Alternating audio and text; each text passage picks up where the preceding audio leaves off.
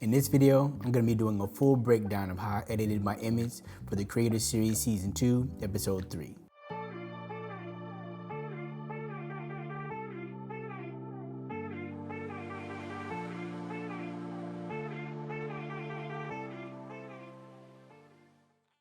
Hey, what's going on, guys, and welcome back to the channel. And in this video, I'm actually going to be taking you step by step of how I edited my image for the Creator Series Season 2, Episode 3.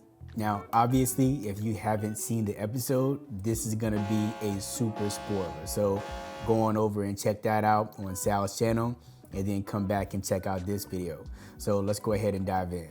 All right, so what you're seeing right now is actually the image straight out of camera. So I've actually applied my settings and stuff to it already, but I took it back to the before and now we have a complete reset. So you can see that I have actually the strip light here in the frame that's illuminating her back here, as well as you can see the stands from the backdrop and everything in there. So the only thing I did inside of Lightroom was go ahead and apply my preset.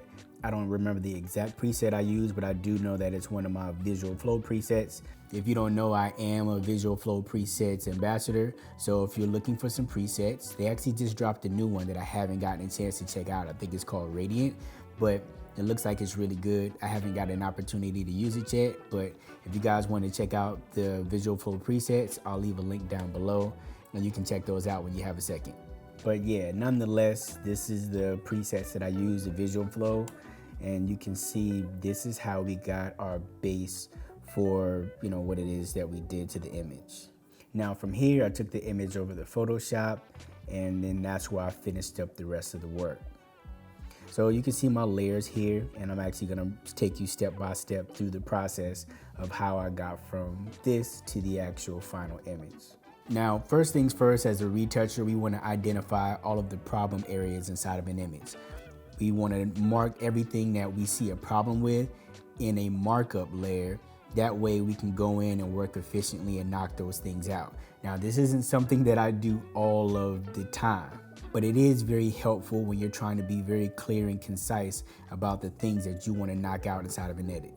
So if we look here at this very first layer, this is actually my markup layer.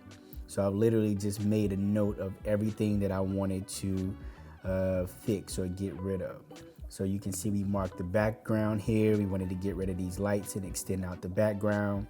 There's hairs on the side of her face, this hair up here. I wanted to be able to tackle this cluster of hair there. Personally, this little hot spot on her hair was kind of bothering me, so I wanted to be sure that I tackled that. We have a few blemishes that I didn't mark up, but I do know that I took those out. So there, and there. If we had time, I wanted to be able to go in and fix this part just from her scrunching up her side as she was kind of twirling around to get the shot. Same thing here in the front, and then just here, these little dark lines here, and then the little light lines there. Same thing down here with the background. I wanted to be able to clean that up. And like I said before, the areas over here on the side for the background. So from there, I just dove in and just started working on the different pieces. This first layer tackles the left side of my image, and I literally just used generative fill to go in and clean that up. Second thing I did was attack the bottom part. You see down here, that bottom part that got filled in with generative fill. Then we tackled this side over here with generative fill, and it didn't quite get it all the way that I wanted to, but at least it got it to a state of being black.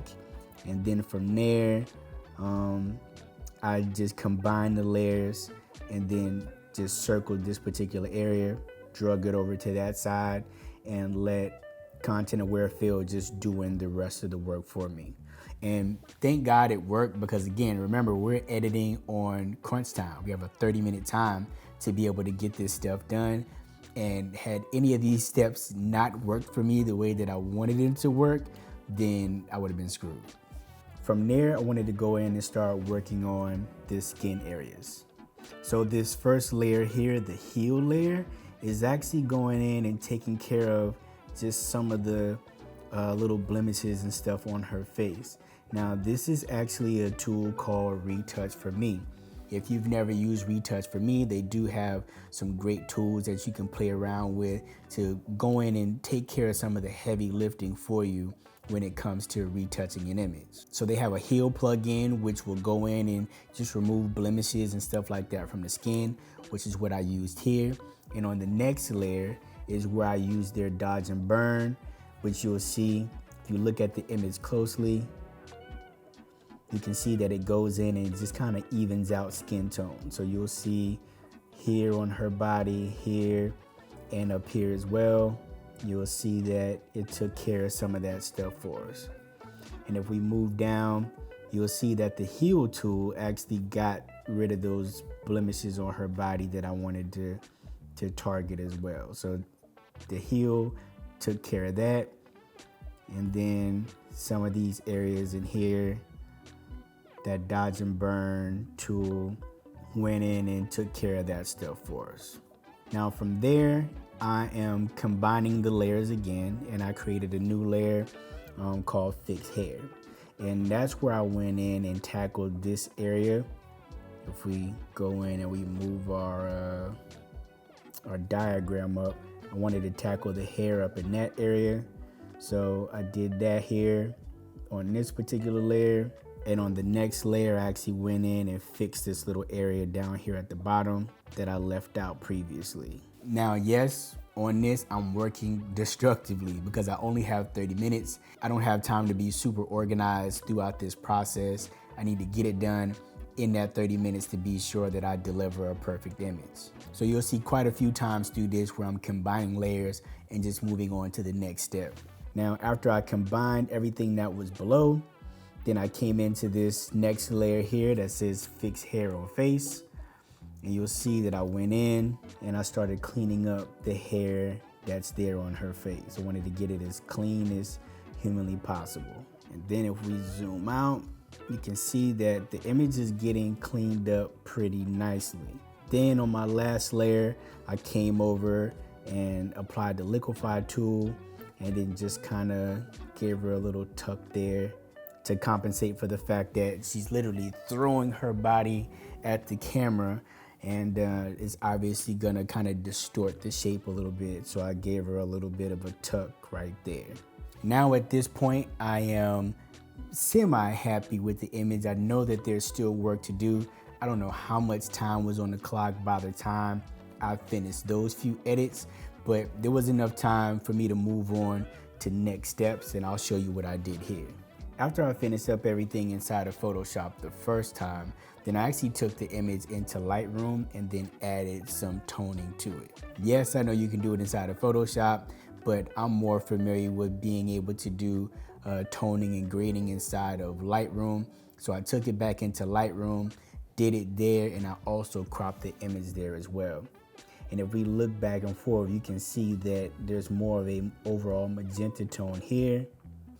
And I wanted to be able to create that red throughout the image. So as opposed to her wearing red and then having magenta in the background, then we have her wearing red and then red in the background. Now, the main reason for the crop, one thing that I've learned in competition over years is that you take all of the unimportant pieces out of the image.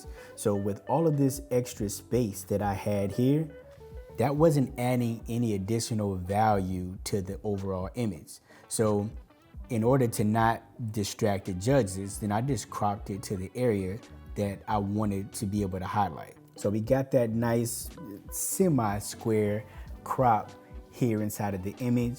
And at this point, I knew that, you know, if time was running out, that this is something that I would deliver and keep moving. Now, I believe, if I'm not mistaken, at this point was like the 5-minute mark. And then there, since I knew I had 5 minutes, then I used that 5 minutes to fine tune my image even further. So now with that last 5 minutes, you can see that I cleaned up these areas here, some stuff here on the leg, this little stray hair that was kind of distracting to me, but I went in and took out those elements. and let's take a look at exactly what we did. So in the quick pinch, I used the generative fill to be able to go in and even up the skin tones here on her leg to smooth that out a bit. From there, I go in and I combine the overall image into something final. And now I'm able to work in on this area here on her side. So again, generative fill, just saying remove the wrinkles, and I got as much of it out as humanly possible. And then in this last layer, I went in and did some more cleanup. So I got rid of this little area here, all of these lines, this area here, and actually pulled in with a little bit more liquefy as well. And this was the final image that I delivered to the judges on the show. Now, I hope that this was helpful for you. And if you found it helpful, I invite you to go down to the comments and, let me know what part of this video was the most helpful for you. You can also chime in and ask any questions that you may have about my editing process, and I'll be glad to help. Now, if you haven't joined my Facebook group, please go on over and sign up. I'll link it down below. We have monthly challenges for our members inside of the group, along with fantastic prizes from some of my favorite sponsors. And if you enjoyed this video and want to see more like it, then hit the like button, subscribe to the channel, and come back and check me out in the next video.